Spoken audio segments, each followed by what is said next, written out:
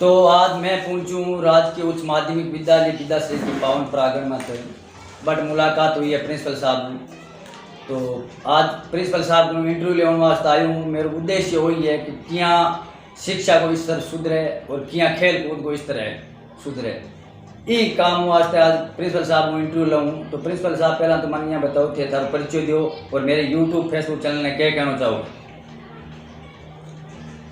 श्रवण जी विद्यालय पधारे और समय समय पर आप विद्यालय आते हो, विद्यालय के बारे में जानकारी भी रखते हो और हमें मोटिवेट भी करते रहते हो, तो आपका मैं स्वागत करता हूँ।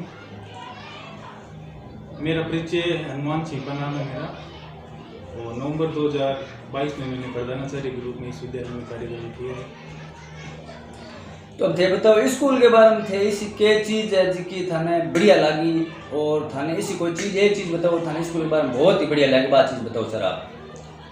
स्कूल के बारे में मुझे सबसे अच्छी चीज़ ये लगी कि एक तो स्कूल गांव के बाहर शांत जगह पे है।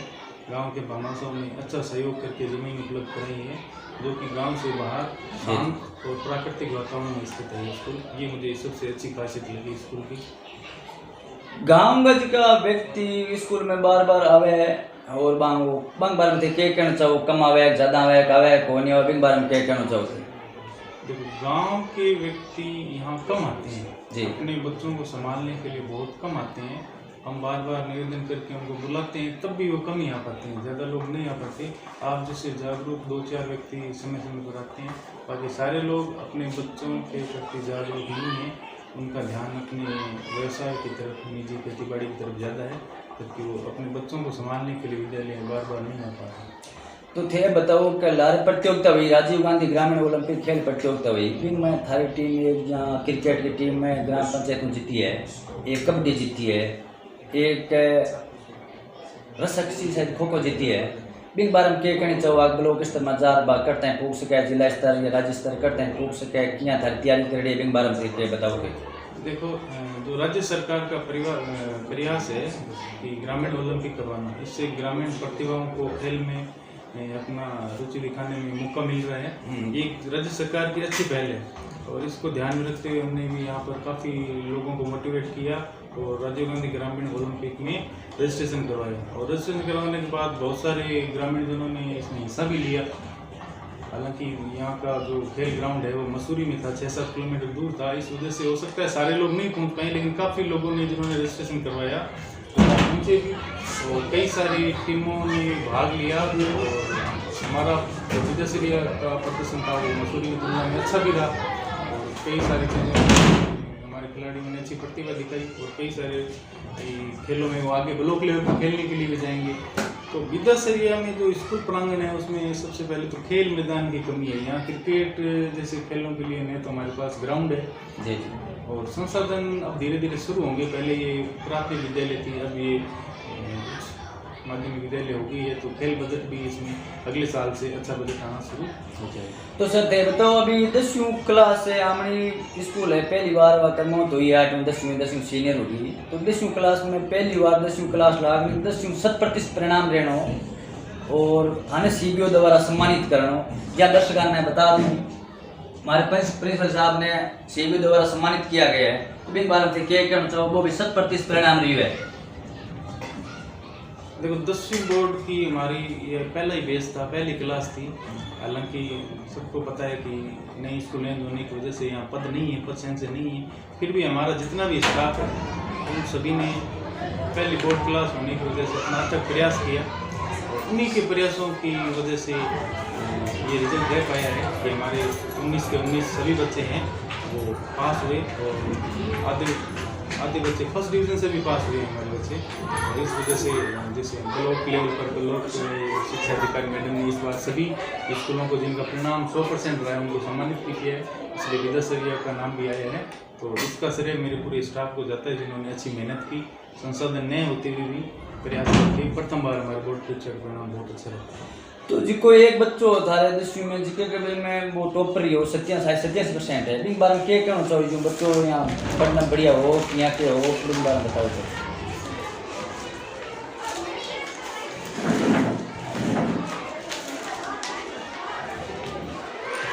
तो 85% बच्चों रहा मनोज राम तारा मेघवा, वो हमारे विद्यालय का ही बच्चा था, लंबे समय से हमारे विद्यालय में अध्ययन था और हमारे टीचर्स ने उनको अच्छा मोटिवेट किया, पढ़ाई में वो होनहार बच्चा था, इस वजह से उसको अच्छा।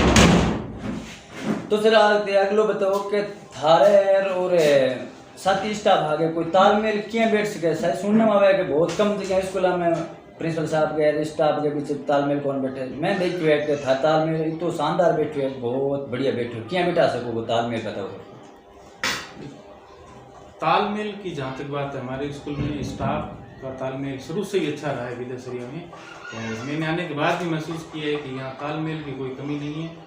सारे स्टाफ, जितने भी स्टाफ है कम है हालांकि, लेकिन है उतने सारे, अपनी तरफ से पूरा प्रयास करते हैं, मेहनत करते हैं। तो सर आगे बताओ, इसको कोई एक निर्णय बताओ जिसको थे दिक्कत आई साथी स्टाफ ने सहयोग ले, कोई एक निर्णय बताओ जिसको सहयोग हर काम हो, जल्दी काम हो, कोई निर्णय बता दो जिसको थाने कठिन लगे और साथी स्टाफ के था वो। देखो यहाँ आने के बाद मैंने 2-3 चीज़ों की कमी महसूस की, और जैसे ये ग्रामीण क्षेत्र का बाहरी गाँव है तो यहाँ सुविधाओं की कमी तो है ही, आप भी जानते हो कि इंटीरियर गाँव है, तो यहाँ आने के बाद मैंने विद्यालय में 2-3 तरह की कमी महसूस की जी। तो उसके लिए मैंने स्टाफ के लोगों से बात की, तो उनसे उसमें सहयोग भी दिया। जैसे हमारे यहाँ सबसे बड़ी पानी की समस्या थी, तो आते ही मैंने स्टाफ से और आप जैसे गांव के लोगों से, मौजूद लोगों से बात भी की, तो उन्होंने आते ही 2-3 महीने में ये समस्या को हल करवा दिया और एक पानी की छोटी वो टंकी बनवा दी।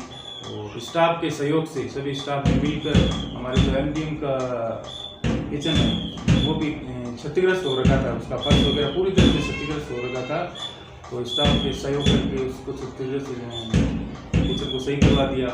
और शौचालय बाथरूम ये भी नजर अवस्था में हो रहे थे, इनको भी सही करवा दिया। तो स्टाफ को जो भी काम कहा जाता है उस करने का प्रयास करते हैं अपनी ओर से।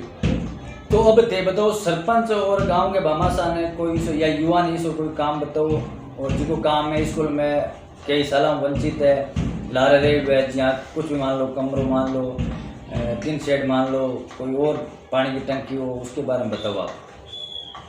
ग्राम पंचायत से हमें बहुत सारी आशाएं हैं, जैसे अन्य सभी गांवों में ग्राम पंचायत कार्य कर रही है, वैसे मैं भी इस ग्राम पंचायत से आशा करता हूं कि हमारे यहाँ बच्चों की सबसे बड़ी कमी तो है धूप और बरसात की। तो यहाँ कमरे हैं वो एल आकार में बने हैं और सीधी धूप लगती है उन कमरों में, बरामदों तक धूप आ जाती है, कमरों की संख्या भी कम है।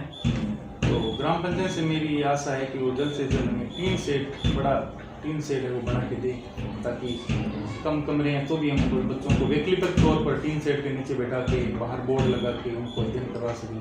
3 सेट के नीचे 2-3 क्लासें भी बैठ सकती है, प्रार्थना करने में भी सुविधा रहती है। बच्चों का बरसात के समय या तेज़ गर्मी के समय या ओस के समय 3 सेट से बचाव हो पाता है। तो ग्राम पंचायत से मैं निवेदन करूँगा कि वो इस कार्य को 3 सेट को जल्दी से जल्दी देखें, और लगभग स्कूलों में बन भी गए हैं। ये मेरी सरपंच साहब से या ग्राम पंचायत से रिक्वेस्ट रहेगी कि वो जल्द से जल्द 3 सेट पर ध्यान दें। तो सर ये बात बताओ कि हमारा गांव का जितना भी सदस्य युवा या भामाशाह मिल जिसको जन सहयोग करियो था स्कूल में, वो जन सहयोग थे जमा करवा दी, उनके बारे में क्या कहना चाहो? मेरे आने से पहले भी गाँव वाले प्रयास कर रहे थे कि विद्यालय में कमरों की कमी है और सहयोग राशि एकत्रित करके कमरा बनाया जाए। तो मेरे आने के बाद पहले 26 जनवरी को ही SDMC की मीटिंग हुई और ग्राम के सारे मौजूद लोग और SDMC के मेंबर एकत्रित हुए और उन्होंने मुझे 4,52,000 रुपये का आर्थिक सहयोग इकट्ठा करके दिया।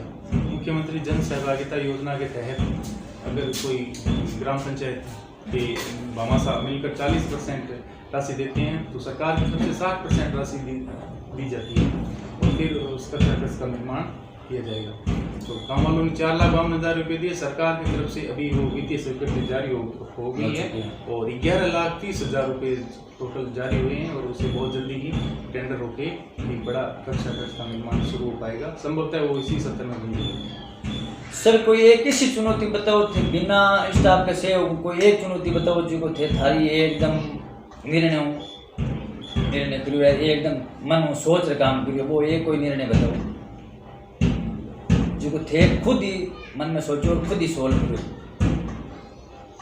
कोई एक निर्णय। मैंने ये सोचा था कि गाँव वाले सहयोग करें तो कमरे बन जाएं और जैसे मैंने सोचा था उसी अनुसार गाँव वालों ने सहयोग भी किया है और एक दो कमरों बनाने की और आशा भी करता हूँ कि गाँव वाले थोड़ा और सहयोग करें। सरकार की तरफ से तो प्रयास होंगे, धीरे धीरे बनेंगे। तो अब देख खेल कूद के बारे में बताओ। अब थारा आने के बाद में बहुत सारे सुधार हुए हैं। तो खेल में कई लंबी कूद, ऊंची कूद, बाधा दौड़, तस्करी, भाला फेंक, कई खेल स्कूल में आप आगे में अभी मिलिया कौन, इन बारे में क्या कहना चाहते हो? और तो खेल है बहुत सारा। खेल के लिए सबसे जो जरूरी चीज़ है वो होती है खेल मैदान और शारीरिक शिक्षक। हमारे पास शारीरिक शिक्षक मौजूद है लेकिन खेल मैदान नहीं है। फिर भी इस बार विद्यालय स्तरीय जो भी खेल कूद प्रतियोगिता होगी उसमें हम कई सारे खेलों में जितना हमारे पास स्पेस है, ग्राउंड मौजूद है, ग्राउंड स्तर पर जो भी तैयारी हो सकती है उन तैयारियों को करवाते हुए इस बार हम प्रयास करेंगे कि 4-5 गेम में हमारे विद्यालय के बच्चे भी हिस्सा लें। जैसे एथलेटिक्स है, दौड़ है, ऊंची कूद है, ये खेल जो हम हमारे पास जो स्पेस उपलब्ध है उस जगह पर हम करवा सकते हैं। तो इन खेल में इस बार मैंने पीटीए से भी कहा है और वो तैयारी अभी तो राजीव गांधी ग्रामीण ओलंपिक की करा रहे थे और अब इस खेल की तैयारी शुरुआत करेंगे। और जब भी विभागीय विद्यालय खेल कूद प्रतियोगिता आयोजन होगी इस बार हम निश्चित रूप से कई सारे खेलों में बच्चों को ले जाने का प्रयास करेंगे। तो सर कोई जहाँ खेल कूद में संसाधन की कमी हुई बा ग्राम पंचायत मत लेनी चाहो या थे स्कूल के निर्णय में तो ले रहना चाहो, बस संसाधन के बारे में जानकारी ला तो अपन बहुत सारा संसाधन कम है। जहाँ गोला फेंक, भाला फेंक, तस्करी, मतलब लंबी कूद के बारे में संसाधन की बहुत कमी देखी। इन बारे में क्या करना चाहते हैं?